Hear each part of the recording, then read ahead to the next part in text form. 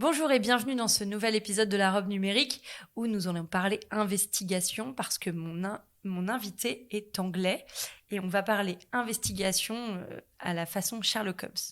Le crime est réalisé, le cadavre est froid et on appelle le médecin légiste. Savoir ce qui s'est passé, quel est le coup fatal qui a mis à mort le système d'information, quel est le criminel, quelles traces a-t-il pu laisser ? Et c'est aujourd'hui ce que nous allons essayer d'étudier avec Malizen, qui est un chasseur de menaces numériques et de malware. L'objectif de Malizen est multiple. Veiller à qualifier des alertes et trouver des incidents plus rapidement, aider les analystes à enquêter plus rapidement et à creuser plus profondément, repérer les menaces plus rapidement grâce à un environnement visuel interactif centralisé, exploiter leur SIEM, on va y revenir, vous inquiétez pas, et étudier les corrélations avec d'autres sources de données sur une seule et même plateforme. La promesse de Malizen est donc multiple et on va étudier avec Christopher Humphries tous ces aspects qui va se migrer dans la peau de Sherlock Holmes pour nous expliquer ce qu'ils font au quotidien. Merci beaucoup Christopher d'être avec moi sur cet épisode de la robe numérique. Alors la première question que j'ai envie de te poser, c'est que veut dire Malizen ? Ouais, bonjour, merci pour l'accueil. Alors, effectivement, pour positionner, Malizen, c'est une start-up rennaise. On s'est installé en Bretagne. On aime beaucoup la Bretagne, même si le marché est international et les attaques viennent de partout. Malizen, à la base, ça veut dire mallette. C'est une histoire qu'on essaye de cacher maintenant. Le nom est excellent, mais on fabrique plus du tout ce qui correspond au nom Malizen, ce qui veut dire mallette, parce qu'à une époque, on explorait tout ce qui était mallette d'intervention pour vraiment aider les équipes qui sont menées sur les lieux, comme des pompiers, à avoir tout un équipement transportable. Mais aujourd'hui, on a migré dans le cloud, le logiciel, c'est ce qui prime. Et donc, Malizen, c'est une histoire sympa à raconter, mais on fabrique du software maintenant. Ok, et alors, dans l'introduction, j'ai expliqué que vous étiez sur une phase d'investigation. Oui. Alors, on comprend, c'est post-mortem ou bien avant la mort, j'imagine. Vous n'arrivez pas que quand le cadavre du système d'information est froid. Non. Voilà. Est-ce que tu peux nous expliquer alors cette phase en amont et puis après, on va parler une fois que le crime est passé, ce que vous faites. Donc, qu'est-ce que vous faites en amont pour aider les organisations ? Bien, aujourd'hui, l'investigation, finalement, c'est pas quelque chose qui arrive post-mortem forcément. Évidemment, il y a des équipes de réponse qui vont aller fouiller dans les données pour comprendre l'envergure des incidents, pour savoir comment on peut réparer la situation et comment on peut se prémunir dans l'avenir. Mais évidemment, l'objectif, c'est de réagir le plus vite possible. Donc c'est comme le détecteur d'incendie réagit quand il y a de la fumée, pas quand la maison est déjà toute brûlée et qu'il y a tout à reconstruire. Donc l'investigation rentre à partir du moment où on a un doute, à partir du moment où il y a une alerte déclenchée par un système, à partir du moment où on pense qu'il y a potentiellement un incident. Et là, il faut creuser les données, il faut comprendre si c'est vraiment un incident déjà, l'envergure, comment on peut répondre, comment on peut résoudre le problème. Donc ça veut dire que Malizen aide à identifier l'incident qui est à l'origine de la fumée ? Ouais, c'est ça, ouais. Donc c'est ce qu'on appelle le lever de doute. Aujourd'hui, il y a beaucoup de systèmes qui sont là pour surveiller les systèmes informatiques, qui vont regarder les journaux d'événements et qui vont déclencher des alertes, qui peuvent être des fausses alertes, et dans la majorité des cas, c'est des fausses alertes. Et on a des équipes qui vont déjà filtrer ces fausses alertes, essayer de lever le doute, savoir si c'est un vrai incident. Et ensuite, l'étendue de l'investigation, c'est de savoir à quel point les systèmes sont impactés, quand est-ce que ça a commencé, d'où est-ce que ça peut venir, quelle est la suite. Donc l'objectif étant, quand on a vu que c'est un vrai incident, de pouvoir mitiger l'incident, de réagir vite avant qu'il y ait exfiltration de données ou quelque chose comme ça. Donc ça, il y a les faux positifs. Est-ce que ces faux positifs, vous les voyez, vous voyez toujours les mêmes dans les organisations, ou c'est vraiment très propre à l'organisation et du coup vous allez pouvoir le paramétrer pour éviter que demain ce soit resignalé comme un incident, ou est-ce que vous laissez pour que finalement ce soit, tant pis si c'est récurrent, mais que ça passe jamais sous le radar, faux positif ? C'est un mélange des deux. Effectivement, les systèmes informatiques, on retrouve les mêmes un peu partout, donc Microsoft Windows, Linux, toutes ces choses-là. Tout le monde a des comptes mail, tout le monde a des systèmes de stockage de fichiers. Mais après, on va pas attaquer des entreprises de la même façon. Donc la défense, le nec plus ultra de la défense contre tout ce qui est cyberattaque, on ne va pas se faire attaquer de la même façon ni par les mêmes personnes que l'hôpital ou la communauté ou des entités comme ça. Donc on retrouve les mêmes choses, mais on va aussi retrouver des attaques très spécifiques. Des fois, donc aujourd'hui on parle beaucoup de ransomware, ça c'est des attaques plutôt automatiques, opportunistes maintenant, c'est pour ça que tout le monde s'en prend, puisque c'est des systèmes automatiques. Et par contre, des fois quand on arrive dans le viseur d'un attaquant qui a de l'expertise, là ça devient difficile et ça devient difficile à se défendre surtout. Oui, justement, c'était ma question, parce que là, quand tu cites les ransomware, bon, c'est assez simple, mais il y a des attaques qui sont beaucoup plus structurées, qui vont prendre des informations à droite, à gauche, qui vont en fait venir avec une organisation plus 360 en fait sur la cible, et donc ce sera peut-être des tout petits faisceaux d'indices, mais c'est si on les regarde tous ensemble que là on voit qu'il y a un problème. Comment vous arrivez à évaluer ça et à vous rendre compte et à corréler les incidents pour dire là, on a une super menace ou on a un risque de super menace? De plusieurs façons finalement. On a des détecteurs en place, donc on parlait des CIEM tout à l'heure, c'est souvent toute une série de règles qui vont remonter des petites alertes. Donc par exemple, la porte ne devrait pas être ouverte à telle heure, on ne devrait pas envoyer des mails à telle heure, mais ça constitue pas un incident, ça constitue des choses qui sont des anomalies. Et c'est en reliant ces anomalies qu'on finit avec des choses de plus en plus inquiétantes, et à un moment ça peut être remonté à une équipe. Mais il existe aussi les faux négatifs, et là c'est quand les systèmes ne réagissent pas du tout, soit parce qu'on n'a pas déjà vu cette attaque, ce qui arrive souvent parce que l'attaquant évolue, soit parce qu'en face de nous on a un attaquant très très très très malicieux, donc on appelle ça en anglais l'Advanced Persistent Threat.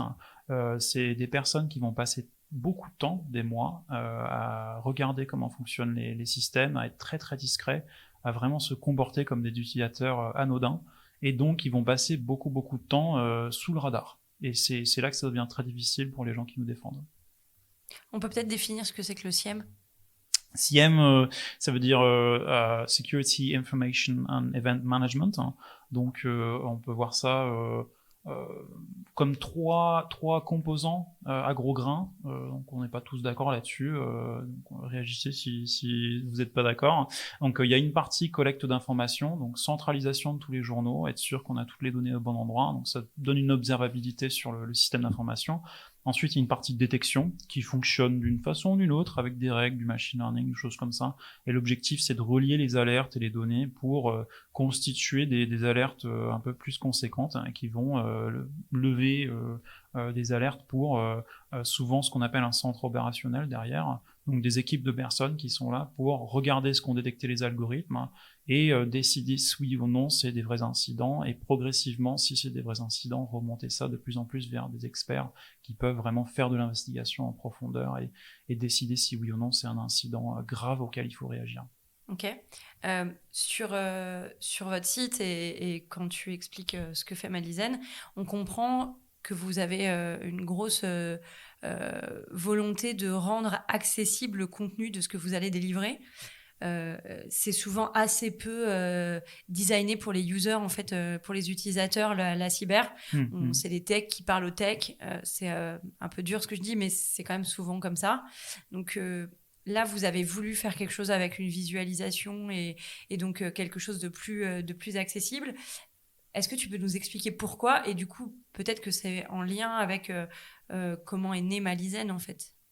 Oui, alors tout à l'heure je parlais de 3 composants, j'ai évité la troisième puisque c'est le sujet, c'est la face visible. Et effectivement, à l'époque quand j'étais chercheur, on cherchait vraiment à développer des nouvelles interfaces pour les équipes. Le focus en cybersécurité, c'est souvent le système automatique qui va tourner de façon autonome, qui va apprendre, qui va me permettre de détecter des incidents. Et il n'y a pas assez de focus finalement sur l'équipe cyber derrière qui, effectivement, c'est des techos, c'est des experts, mais ils méritent quand même des outils qui sont ergonomiques, qui les accompagnent, qui sont fluides. Et donc, La troisième composante du SIEM, c'est une façon de requêter ces journaux, une façon de fouiller dans les événements et de confirmer et de mieux comprendre la situation. Souvent, c'est du tableau de bord. Souvent, c'est des commandes qu'il faut taper. C'est pas ce qu'il y a de plus ergonomique ni efficace, hein. Et puis chaque outil va avoir son langage de requête qu'il faut apprendre.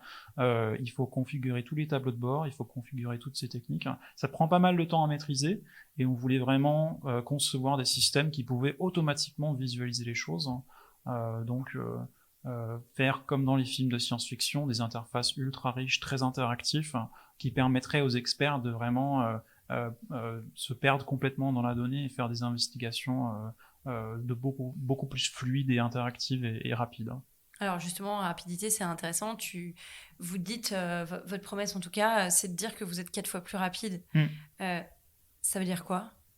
Alors ça, c'est un benchmark qui date un peu maintenant. On cherche à le mettre à jour puisque derrière, on a rajouté beaucoup de machine learning et beaucoup d'autres fonctionnalités dans la plateforme. C'est du benchmark qu'on a fait avec la DGAMI. Concrètement, ils font régulièrement ce qu'on appelle du threat hunting sur des datasets, hein. L'objectif étant à froid d'aller chercher des menaces dans des données qu'on n'aurait pas repérées avant. Ils avaient prévu un certain temps, on leur a permis de le faire en un quart de ce temps-là, et donc on est capable de les accélérer vraiment beaucoup sur ces sujets-là.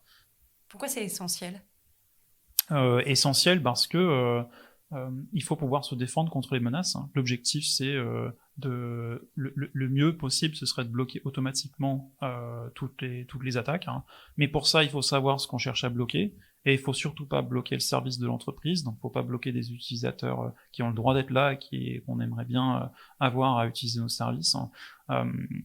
Mais donc, il faut toujours apprendre comment fonctionnent les attaques, toujours apprendre où sont nos failles, hein. Et donc, ça veut dire qu'il faut toujours être en veille et en fouille pour apprendre comment mieux se défendre.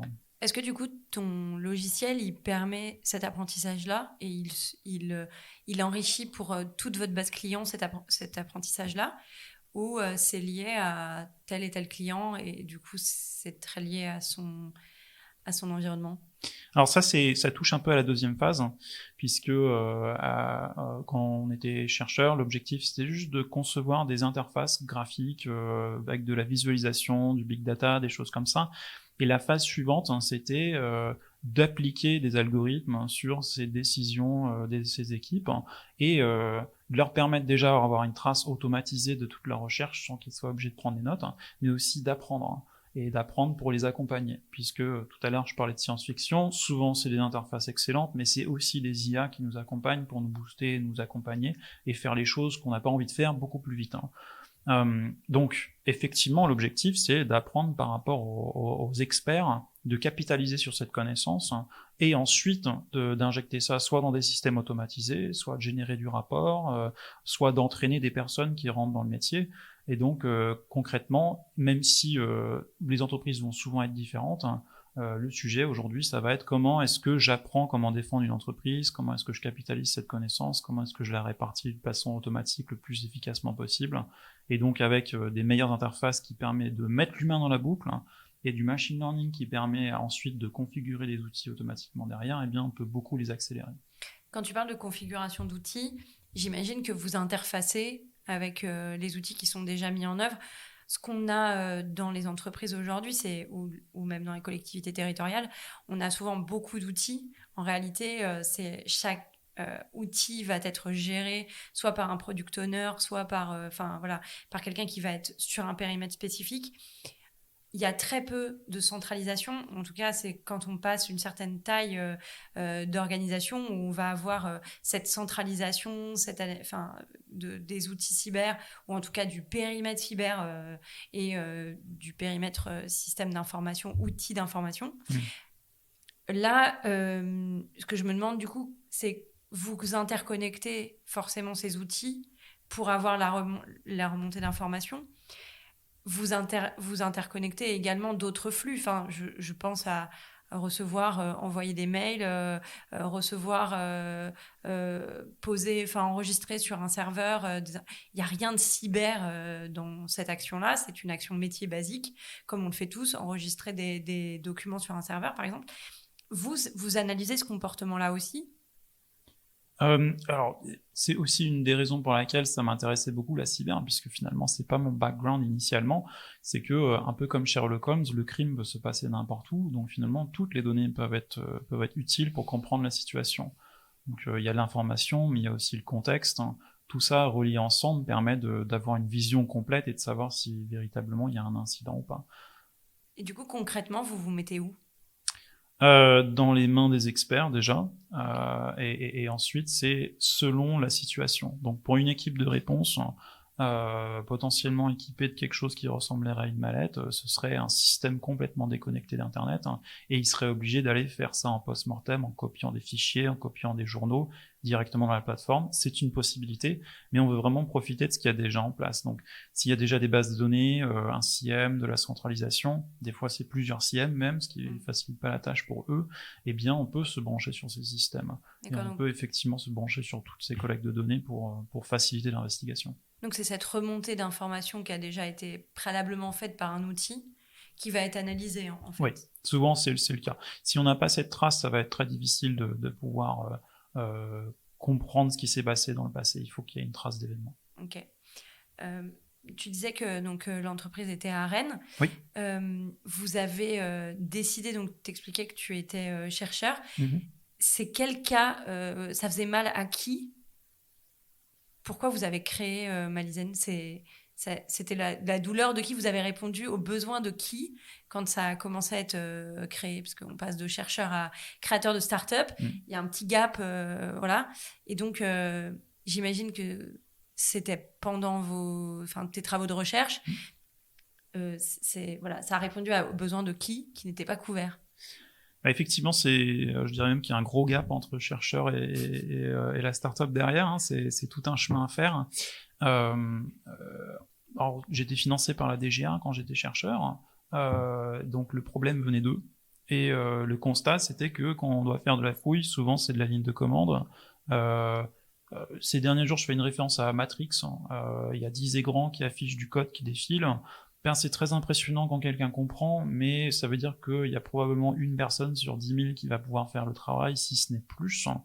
Et si on pouvait représenter ces données indéchiffrables sous forme plus visuelle, eh bien ça permettrait à plus de personnes de faire le travail. Donc au début, c'était vraiment l'expertise de la DGA, en leur donnant des outils qui sont plus faciles à installer, plus faciles à déployer, plus compréhensibles, plus interactifs, hein, eh bien eux, ils peuvent faire leur travail d'expert plutôt que de chercher à configurer les outils experts derrière. Ok. Et ça prend combien de temps à peu près de déployer Malizen? Ça prend très peu de temps. Alors, on se focus pas tellement sur le chiffre, mais plutôt sur l'unité, parce que aujourd'hui, quand on installe un CIEM, par exemple, le temps qu'il soit optimal, ça se mesure en mois. Souvent, il faut quand même beaucoup de temps pour l'installer. Nous, notre objectif, c'est de passer de mois en minutes. Donc, on peut déployer du Malizen vraiment en quelques minutes, hein. Et après, c'est la quantité de données qu'on veut explorer, la complexité de l'incident qu'on veut explorer. Mais en tout cas, non, on est assez confiant sur notre mission aussi parce que on mettait l'outil devant des personnes expertes, hein. En quelques minutes, ils avaient compris comment ça fonctionnait et en 15 minutes, on pouvait plus leur parler, ils étaient en train d'investiguer. Donc c'est top pour nous. Ok, donc c'est bon signe. Ouais. Est-ce que un cas notamment d'utilisation Malizen serait de déployer pour des organisations qui ont des filiales à l'étranger et qui sont sur des systèmes d'information centralisés pour partie et en même temps décentralisés pour certains métiers? 100%, ça pourrait être un use case. On en a conçu la technologie pour qu'elle soit le plus polyvalent possible, hein.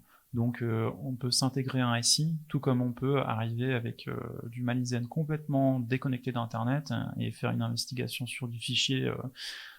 Et une des choses qu'on pousse beaucoup, c'est la collaboration. Pouvoir passer la main d'une personne à une autre, que ce soit une personne qui a détecté un incident qui doit faire venir un expert dans le domaine, ou que ce soit l'équipe cyber qui a détecté l'incident mais qui maintenant doit faire réagir l'ADSI, ou qui doit communiquer avec le client pour rassurer. Là, c'est vraiment de l'humain qui parle avec de l'humain et qui est en collaboration. Donc on a beaucoup travaillé cet aspect-là. C'est un sujet d'ailleurs qu'on a pas mal travaillé avec DocaPost, de pouvoir permettre à une personne non cyber de pouvoir exploiter les données de l'équipe cyber et de comprendre la situation sans pour autant être expert cyber derrière. Donc pouvoir avoir une information sur est-ce qu'il y a eu vol de données, Est-ce qu'il y a un incident en cours grave? Est-ce que c'est fini? Quand est-ce que ce sera fini? Combien ça coûte? Des choses qui sont pas tellement cyber, mais qui sont proches du métier et qui sont importantes à savoir. En tout cas, la cyber les impacte directement. C'est ça. C'est intéressant ce que tu dis. Moi, j'en vois une application assez évidente qui est quand on fait de la gestion de crise. Savoir où on en est, Oui. combien ça va nous coûter, est-ce que c'est en train de dériver, est-ce qu'on a réussi à isoler cet incident et sur le réseau, est-ce qu'il est isolé ou est-ce que c'est en fait un système de domino qui est en train de se passer. J'imagine que vous travaillez avec les assureurs ou en tout cas avec les sociétés de forensique sur ces aspects. Alors, on aimerait beaucoup. Aujourd'hui, le travail de l'assureur, il y a une partie réduction du risque. Là-dessus, on va moins aider puisque nous, on travaille sur l'événement. Là, ça va être plutôt de l'audit, de la mise en place de solutions. Mais par contre, sur la partie réponse, s'il y a des entreprises qui sont assureurs et qui prennent en compte cette partie réponse, bien, on peut leur aider à rapidement savoir exactement ce que c'est l'envergure de l'attaque, qu'est-ce qui doit être déployé, comment on doit réagir et à quel point on peut réagir vite. Effectivement, il y a une partie orchestration. Il y a déjà pas mal d'expertise là-dessus, donc ce qu'on leur apporterait, c'est la capacité d'avoir toutes les données au bon moment pour savoir comment réagir à ça. Ok. On arrive à la fin du podcast. J'ai envie de te demander à quoi tu as envie de dire non aujourd'hui. Moi, je dirais non à la balle d'argent. Je sais pas si c'est une expression qui existe en français, mais comme je suis anglais, des fois, je sors des expressions. Balle d'argent, c'est comme la balle qui va tuer le monstre. En cybersécurité, il y a souvent la solution que je déploie et c'est fini. Et ben, il n'y a pas ça. C'est de l'excellente technologie avec des excellents gens qui travaillent sur la technologie. C'est de l'awareness, donc de l'entraînement des personnes qui doivent savoir qu'il faut pas laisser leurs ordinateurs allumés. C'est des assureurs, c'est des équipes de réponse, c'est toute une combinaison de choses qu'on va devoir mettre en place. Il n'y a pas une seule solution. Typiquement, on ne va pas pouvoir déployer du machine learning pur qui va tout gérer automatiquement. Par contre, il peut faire une partie du travail. Donc, c'est beaucoup de solutions et on doit travailler ensemble pour pouvoir résoudre les problèmes de cybersécurité aujourd'hui. Et à quoi tu as envie de dire oui? J'ai envie de dire oui à l'humain. Moi, j'adore la technologie, j'adore la science-fiction, j'adore voir que des gens utiliser de la technologie et démultiplier leurs capacités. J'aime beaucoup les exercices cyber et je vois que je pense que pour beaucoup de gens, la cyber, c'est une passion. Il y a beaucoup de burn-out dans le domaine. Et moi, j'ai envie de voir ces gens passionnés pouvoir vraiment s'amuser et nous défendre et vraiment être reconnus pour ça. Et donc, oui, aux équipes cyber, à l'humain et toutes ces personnes excellentes. Bah, merci beaucoup, en tout cas, Christopher, d'être venu au micro de la Robe numérique. J'espère que tu auras plein de nouvelles à nous annoncer sur l'avancée de Malizen et on te recevra avec plaisir une nouvelle fois au podcast pour nous annoncer tout ça. Super. Merci beaucoup. Merci.